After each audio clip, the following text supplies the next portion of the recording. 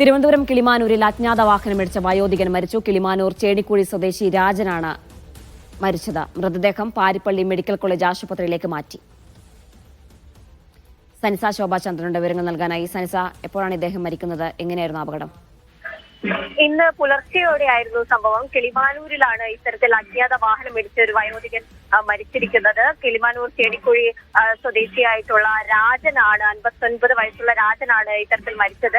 സംസ്ഥാന പാതയിൽ കിളിമാനൂർ പോലീസ് സ്റ്റേഷന് സമീപം തന്നെയാണ് ഇത്തരത്തിലൊരു അപകടം ഉണ്ടായിരുന്നത്. വിവരമറിഞ്ഞെത്തിയ കിളിമാനൂർ പോലീസ് ഉടൻ കേശവപുരം ആശുപത്രിയിൽ എത്തിച്ചെങ്കിലും ഇയാൾ മരിക്കുകയായിരുന്നു. കെട്ടിട നിർമ്മാണ തൊഴിലാളിയാണ് രാജൻ. ഇൻക്വസ്റ്റ് നടപടികൾ പൂർത്തിയാക്കി മൃതദേഹം പാരിപ്പള്ളി മെഡിക്കൽ കോളേജിലേക്ക് ഇപ്പോൾ മാറ്റിയിട്ടുണ്ട്. മൃതദേഹം ഇന്ന് തന്നെ വസതിയിൽ എത്തിക്കും. മറ്റ് നടപടികളൊക്കെ പൂർത്തിയായതിനു ശേഷം, പോസ്റ്റ്മോർട്ടം ഒക്കെ പൂർത്തിയായതിനു ശേഷം മൃതദേഹം ഇന്ന് തന്നെ ബന്ധുക്കൾക്ക് വിട്ടു നൽകും. ശേഷം സംസ്കാരം വീട്ടുവളപ്പിൽ തന്നെ നടക്കുമെന്നാണ് ലഭിക്കുന്ന വിവരം. കിളിമാനൂർ പോലീസ് ഈ ഒരു സംഭവത്തിൽ കേസെടുത്തിട്ടുണ്ട്. തുടർ നടപടികൾ നടത്തിക്കൊണ്ടുവരികയാണ്.